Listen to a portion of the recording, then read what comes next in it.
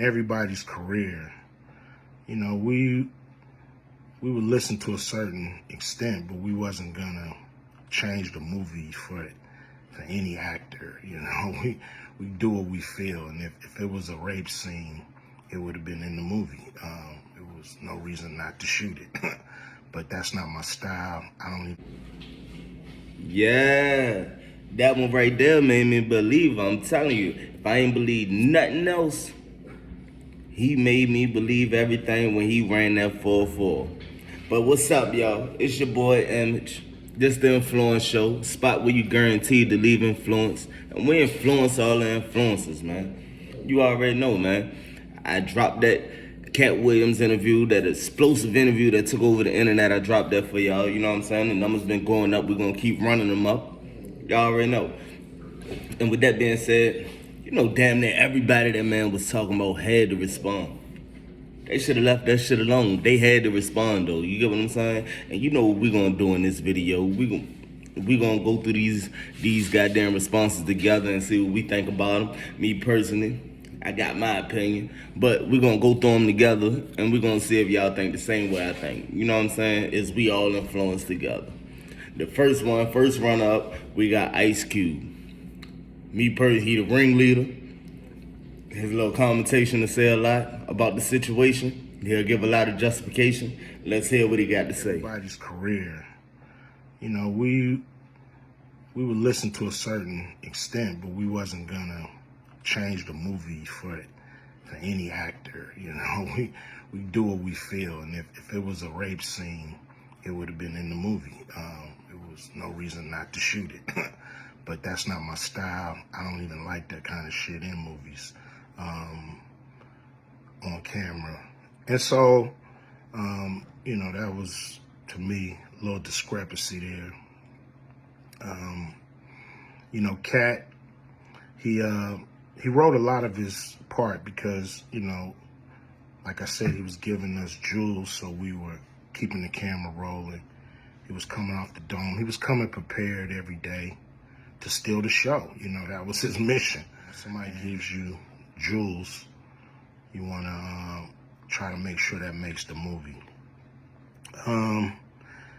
So in the movie, there's second thing I want to clear up. It was never, I would never shoot a rape scene in a movie, especially like Friday, where you actually see this happening on camera. That ain't my style. If you check out any of my movies, they not raunchy. You know, we did a movie called Players Club where the subject matter was a little raunchy, but for the most part, even that, we left it to your imagination. So the only reason that kind of stuff is in the movie is because you have 3 villains in Friday After Next. You have Santa Claus, you have Damon, just got out of prison, sweating, Craig and Day for the rent money, and then you have Money Mike, you know, a pimp that treats his woman, you know, like a property. So Craig is always fighting the villains in the movie, you know, from the Joker brothers to Debo, and so we already had Craig fighting Santa Claus, and the only real way to get rid of the other 2 villains was to have them go against each other. And the plier joke was always in the script, you know, it was never, we would never ever show that, you know, that's not my style if you look at any of my movies. So, you know, that was never a discussion, you know. You know, at that point, was so dope in the movie.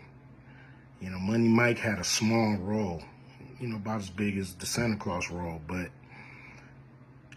when we started filming, he was giving us such magic that we kept expanding his role and giving him more to do because he was on point. You know, when we shoot these movies, you know, for one, the scripts are fire, or they wouldn't even do it. The scripts are laugh out funny. But we shoot the script. But once we get what we need from the script, we let the comedians ad-lib, riff, play with the words, do their thing. We give them a take where they can, or 2, 3 takes where they can go off and do what they feel. Sometimes it makes the movie, sometimes it don't. When we bring in a new, comedian, we do have them try out for different roles. So Ricky did give Money Mike a shot. But when we saw him and, we kind of saw how he moved and how he was, auditioning, we decided that he would be a better, Santa Claus, which was, to me, the perfect casting. When we saw Mike, damn, I call him Money Mike. When we saw Cat, when I saw him, I just knew that he was perfect for Money Mike. And, Cat, said he wrote his role, which, the role was written, but he enhanced it. This is why Cat, Mike Epps, Kattwilliams, Ricky Smiley, Michael Blackson, Cedric, Kevin Hart. All these guys I know are funny as hell. I didn't discover them. They were doing their stand-up or doing their thing, and I knew that they were great and that they could act, and that if I have an opportunity, I was gonna give them an opportunity. To me, that's what it's all about. As far as specific things, Cat was 100 on a few things. Most of what he was saying, a couple things, I just want to clarify. What's cracking? It's your homie Icecube. Just wanted to address a few things. Everybody been checking out the internet. My man Kattwilliams. First of all, I just want to say, we shot that movie over 20 years ago. So, people have different perspectives, and it's been a long time. I also want to say, every comedian that I've worked with, every comedian that I've put in a movie, I only put them in the movie because I thought they was funny. I thought they was perfect for the part. I tried to put them in a position to win. That's what it's all about, I don't, I look at from, Chris Tucker and Bernie Mac and